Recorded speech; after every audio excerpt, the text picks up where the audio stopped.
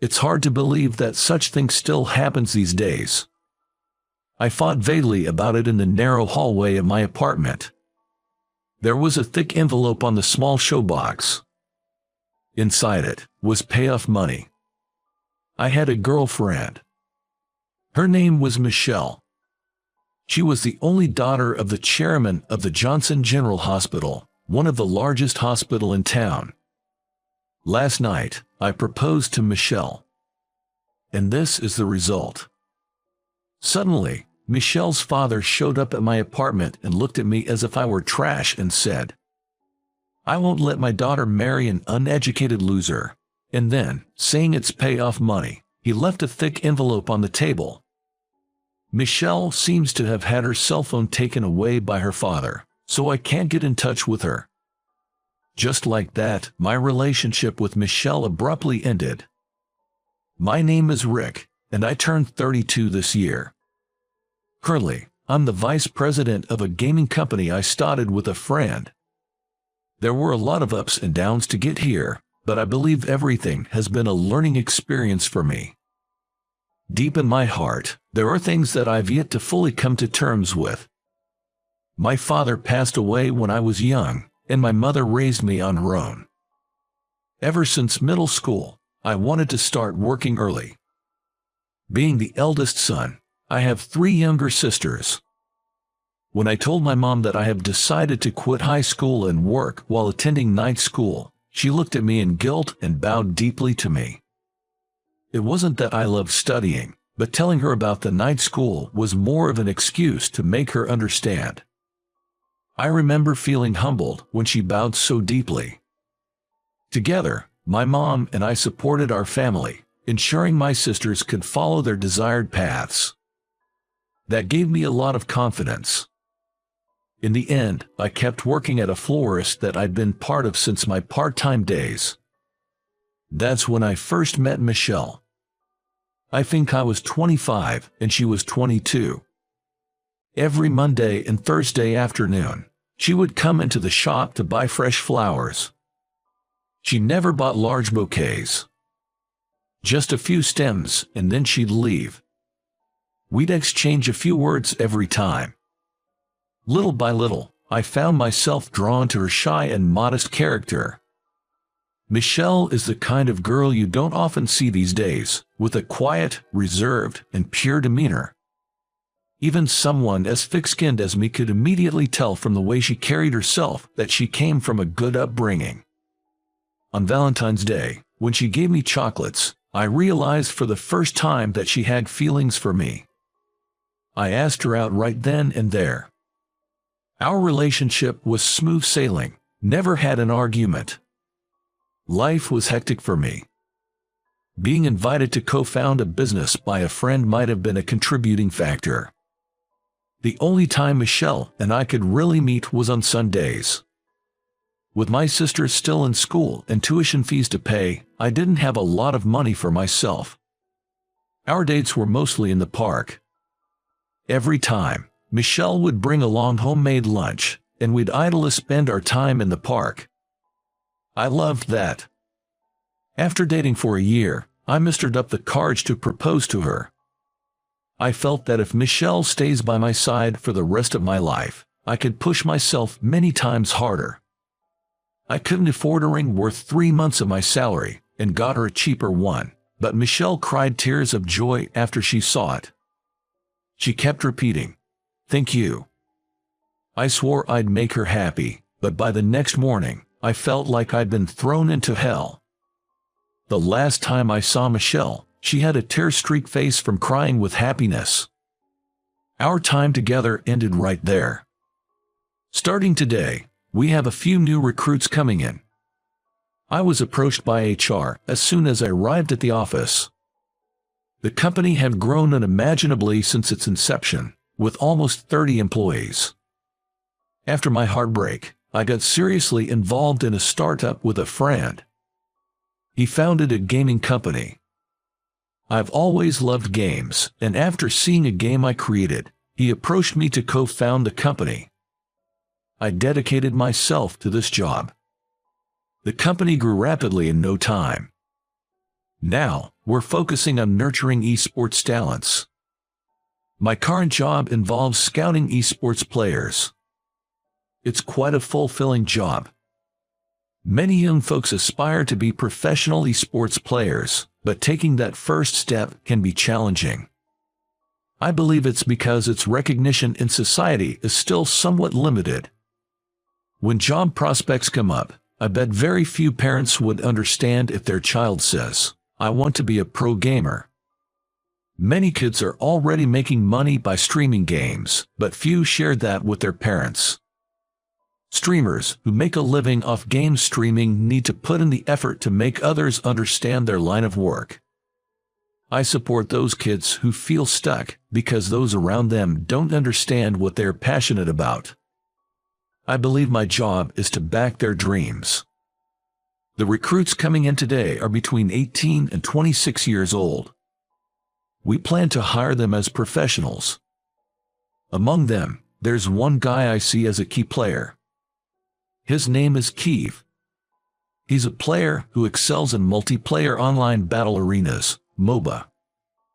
Simply put, MOBA is a game style where you team up and cooperate with allies to attack and conquer the enemy's base.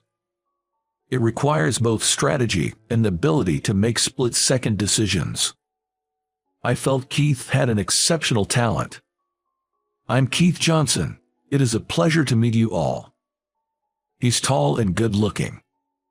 Although he seemed a bit rough around the edges, the way he responded and carried himself showed he came from a good upbringing, a good young man. The women in the office were clearly impressed by him. After a brief greeting, Keith started handling insurance paperwork and other administrative tasks in the HR department. It's a busy day since there are other new hires, and each needs to be directed to their respective departments. That's when I overheard a surprised voice from one of the female clerks. My feet stopped dead in their tracks when the clerk says, "He's the son of the Johnson General Hospital chairman, you know." Johnson General Hospital is the home of a girl I can't forget, Michelle. I remember Michelle mentioning that she's an only daughter with one younger brother who doesn't have the inclination or aptitude for medical studies. Now I understand why Michelle's dad told me. Her future husband has to be a doctor. It might be pointless to think about it now, but if Keith had gone to mid-school and become a doctor, maybe Michelle and I could have gotten married. I was called an uneducated trash. The opposition to our marriage wasn't just because of inheritance issues. I admit that I had my own shortcomings. Yet, I couldn't help but wonder, what if Keith had become a doctor? A fact I never realized when I first scouted Keith. Would I have recruited him if I'd known he was Michelle's brother? Mixing personal feelings with business is downright unacceptable. I kept reminding myself of that. Otherwise, I couldn't imagine supporting Keith's dream. Keith, as I thought, immediately became a vital member of our team. At the welcome party, he introduced himself, saying he was the son of a hospital chairman but couldn't give up his dream, so he left. Everyone gave him a warm applause for his determination. I clapped along, but something still felt off deep down. "You don't go home. You live alone, right?" I casually inquired about his personal life during the party. "I've cut ties with my family. When I said I didn't want to become a doctor, they disowned me. I think my sister will have to marry someone taking over the hospital." Keith mumbled. "I do feel a bit guilty about my sister." Watching him, I felt a burning anger rise within me. "Must be tough for your sister, all because you decided to be selfish. She's taking all the heat because of you, isn't she?" Even I thought it was a mean thing to say. At that moment, I couldn't control my emotions. I harshly lashed out at a man almost a decade younger than me. Keith flinched slightly but firmly said, "I don't regret it. I know my dream might have come at someone else's expense, but I can't give up." The thought of giving up never even crossed my mind. That's the determination I bring here. Keith spoke of his determination. I wished I could blame him for distorting the future Michelle and I could have had. Such pettiness made me ashamed of myself. Still, the unresolved feelings continued to smolder within me. In esports, maintaining concentration amidst high tension is crucial. Especially in the game Keith plays, this is essential. It's the same even in regular practice matches. There's constant competition within the team. No different from any other sport. Only the best among the team get to play in matches. Those who can't produce results get phased out. That's the world of professionals. Many push themselves too hard and get sick. It's our job to guide them so that doesn't happen. Keith has a touch of genius, but he never forgets to work hard. I deeply wanted to support him, but I felt ashamed of my inability to do so. Then the incident happened. It was Keith's official debut match. A big tournament with a large number of participating teams. It was a knockout format. Keith's team kept on winning. With the lights dimmed in the venue, a large monitor lit up. Players sat in front of computers, engrossed in their game. Surrounded by a large audience, they had to keep their composure during the match. If they let the pressure get to them, they'd lose. Holding my breath, I closely watched Keith's character across the screen. Then, it seemed like Keith, seated in his chair, tilted his head slightly. The next moment, with a crashing sound, Keith fell from his chair to the ground. On the screen, the character controlled by Keith stood still, as the opposing team attacked. "Are you okay, Keith?" I rushed over to find Keith gasping for breath on the floor. An ambulance was immediately called. When it arrived, I ended up riding with him. The paramedic told me, "We're heading to the Johnson General Hospital's emergency room," and I was a bit surprised. It seems there's a mysterious connection between the Johnsons and me. I tried to avoid it, but it felt like I was drawing this fate closer. I felt uneasy. When he was brought into the emergency room, I waited outside the treatment room. Suddenly, I heard the sound of hurried footsteps approaching down the hallway. I didn't want to assume, but I couldn't help but feel tense. My suspicions were confirmed. It was Michelle, now grown into a mature woman. She walked toward me with a pale face. She must have been taught not to run in the hospital corridors since she was a child. A frustrated frown creased her forehead. "You're from Keith's company, right? Where's Keith? How's Keith doing?" she said, looking at the treatment room's door, completely unaware of my presence. She was looking at the door and didn't notice me at all. She was clearly worried about her younger brother and seemed too preoccupied to notice anything else. I felt bad for Keith, but my heart raced more for Michelle. "He just went into treatment room," I managed to answer, and Michelle's slender shoulders shuddered. Then, with great force, she turned to me. Her wide eyes looked as if they could overflow with tears, staring deep into mine. "Is it, Rick?" Her voice trembled as she asked. I nodded confidently in response. "It's been a while. Who would have thought we'd meet like this?" Michelle looked like she was about to burst into tears any moment. I was frozen, not knowing what to do. The tension between us was broken by the nurse's invitation. "Please come in." Normally, only family would be allowed in. "Can I come in too? I'm really worried." When I asked Michelle, she gave a small nod in agreement. Keith was lying in bed with an IV drip. He looked much better, which was a bit relieving. "Doctor, how's he doing? Is he going to be okay?" Michelle, clutching the hem of my jacket, looked up with concern. I spoke up on her behalf, addressing the doctor. The doctor said, "He's overworked, probably pushed himself too hard. Lack of sleep, not eating right, gaming all night, I suppose." The decision was to keep him overnight for observation. We both felt relieved that it wasn't more serious. The patient himself, Keith, was soundly asleep. "I'll go grab some things he'll need for the overnight stay." Thinking Michelle should stay by Keith's side, I made the offer. "Could you? Thank you so much." To reassure Michelle, I grinned and said, "Leave it to me." Seeing that, Michelle's face softened a little.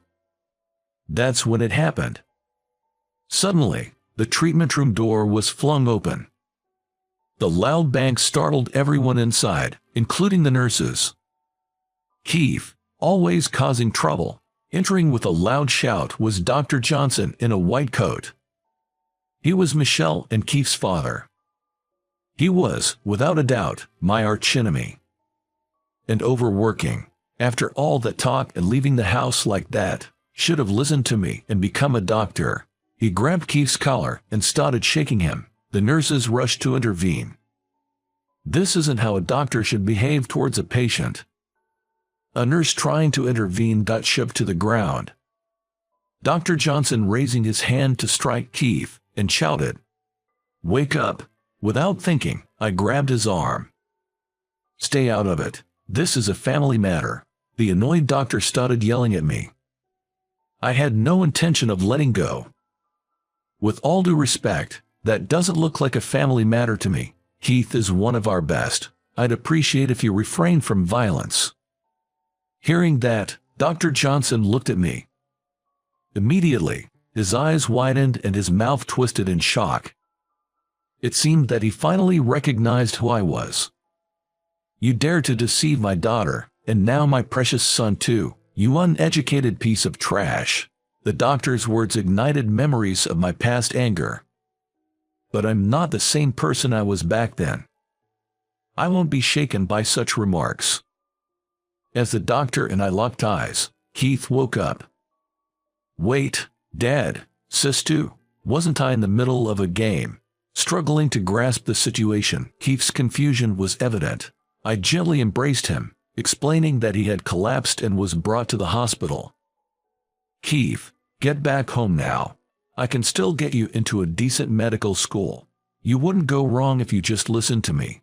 The doctor's harsh rebuke made Keith bite his lip. Always being dictated and controlled like this. That's probably why he ran away, I thought. Keith's an adult now. He makes his own decisions. Your children have grown beyond your reach. I positioned myself between Keith and the doctor, shielding both Michelle and Keith. The doctor, face filled with anger, grabbed at my collar. "You seem rather bold now. You can't hide that you quickly bailed out on my daughter with that payoff money." Michelle gasped and said, "What?" from behind me. "That money was returned to you ages ago." I replied with a provocative smirk. The doctor shouted, "You're lying. Dad, aren't you familiar with Rick's company? They've been generously donating every year." Keith's voice reflected his growing impatience. What are you talking about? Donations? Every year? You can't be serious." I brushed off the doctor's hand, presenting my business card once again. Recognizing the company name, the doctor's confidence wavered. "I donated that money immediately. Why would I keep it? I always intended to come back for Michelle one day." I spilled out the promise I'd held deep in my heart. The promise that always suppressing my feelings, deceiving even myself. But I can't do that anymore. My life has always been intertwined with Michelle's. Today, our unexpected reunion made those feelings come flooding back. I've been making donations to Johnson General Hospital under my company name. Initially, it was just to repay that payoff money. The continuous donations were because I couldn't let go of my connection with Michelle. Maybe I was testing my own resolve. For a private clinic, donations are a lifeline. Staring intently at my card, the doctor suddenly changed his demeanor. "If only you'd said so. My apologies for the misunderstanding. We're always grateful for your support. Please keep it coming." His demeanor had shifted completely. He seemed nonchalant but was oddly ingratiating. He's probably afraid I'd get upset and stop the donations. Well, I'll leave the rest to you. With that, he made a hasty exit, leaving us all dumbfounded. The rest of us were just left in shock. Both the attending physician and the nurses had surprised looks on their faces due to the sudden change in the doctor's behavior. Well then, Keith, you will be admitted for the night. Remember, managing one's health is part of a professional's job. Be more cautious from now on. I'm sorry. I will be more careful. Rick, thank you so much for standing up to my father so firmly. I was truly moved. Thank you, Keith exclaimed with joy. I felt somewhat embarrassed. Receiving praise head-on is something I never really got used to. Michelle chuckled as she watched my reaction. Listen, Michelle, it's super late, and you might be fed up waiting, but if you're still single, I mustered up the courage to tell her that. Before I could finish, Michelle interrupted. I am single. I haven't gotten married. I couldn't forget about you after you suddenly disappeared. The earnest look in her eyes left me speechless. After I had vanished, Michelle had confronted my father. She heard what had transpired, what my father had done, and felt devastated. But she laughed, saying she never thought she wouldn't see me again. I always felt that our paths would cross again. I knew it in my heart. Michelle said she had been looking forward to that day. Tears threatened to spill from my eyes. Thinking about her holding onto that tiny glimmer of hope every day after our separation made my heart ache. I'll bring a much nicer ring next time. As I said this, scratching my head, Michelle shook hers. I like that ring. You still have it, right? Feeling like she saw right through me, I scratched my head and responded, you got me. Of course, I still have it. The ring that was returned to me as if to sever our ties. I want that ring on my finger again. I nodded firmly in response to Michelle's words. At that moment, the entire treatment room erupted into applause. The doctor, nurses, and Keith all clapped their hands, saying, "Good for you," as a gesture of celebration. Suddenly, I snapped back to reality. Right, Michelle and I weren't alone. Feeling embarrassed, I hastily left the treatment room. A few days later, Michelle and I both went to meet the doctor. At first, the doctor refused to see us, but Michelle's tears eventually won him over. All right, I'll approve the marriage, but on one condition. The head doctor's condition was to forget about the old words he said, which was amusing. It's probably about that comment he made about me being an uneducated trash. I quickly replied, of course. I wanted to register our marriage right away, but due to work, it kept getting postponed. The one who ran out of patience was Michelle, and unusually, she puffed up her cheeks, raising her voice in protest at me. She hardly ever gets angry. She hesitated a bit and then complained in a soft voice.